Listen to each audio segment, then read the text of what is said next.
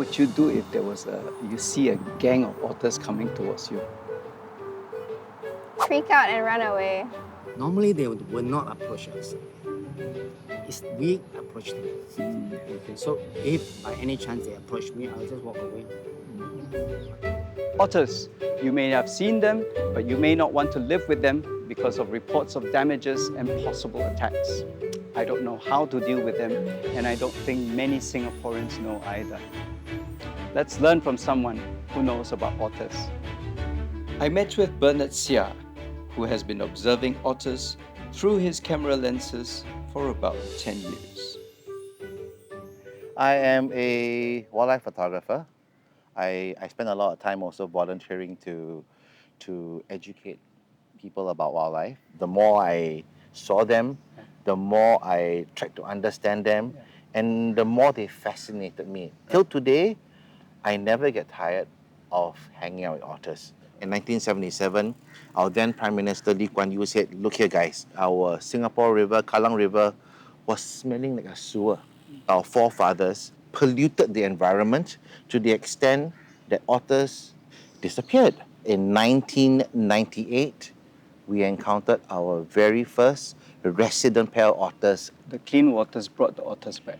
That's exactly what I'm saying. What's fascinating to me is that Singaporeans, the general consensus are the government released them. The government released them. Last time we had no otters. Around the world, researchers are using otters as a yardstick on telling how healthy the waterways are. Why are we not living harmoniously together? 30 years no otters. Suddenly they come back because we start to improve our water quality. And then the entire construction industry, landscaping industry never had to deal with otters. Humans are doing the exact opposite of what fish would do in the wild. Fish in the wild would have crevices to go and hide from their predators. A human who wants to have a pond with beautiful fish in there will never put in crevices because they don't want the fish that they want to admire hiding all the time, right? If we feel that we're going to have a pond with fish, we should try to otter-proof it. Wildlife needs space.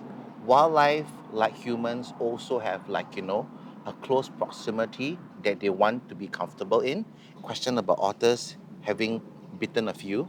I was present in a few of these situations. The otter family had babies and the humans went too close because the otters were simply protective of their babies. It's always been a nip to tell you, quick bite, please go off, you're too close to us. After an hour of otter searching, I finally had the chance to observe a lone otter. I heeded Bernard's advice and kept my distance. The otter wanted its space, and I wanted mine.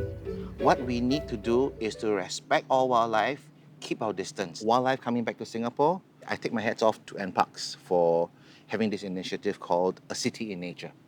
If you take a good look at HDB housing estates and new developments, the amount of greenery that has been incorporated to these developments, I think is a testament to the government wanting to put as much green back into our country. Can you tell us 3 things we should or should not do when we encounter otters?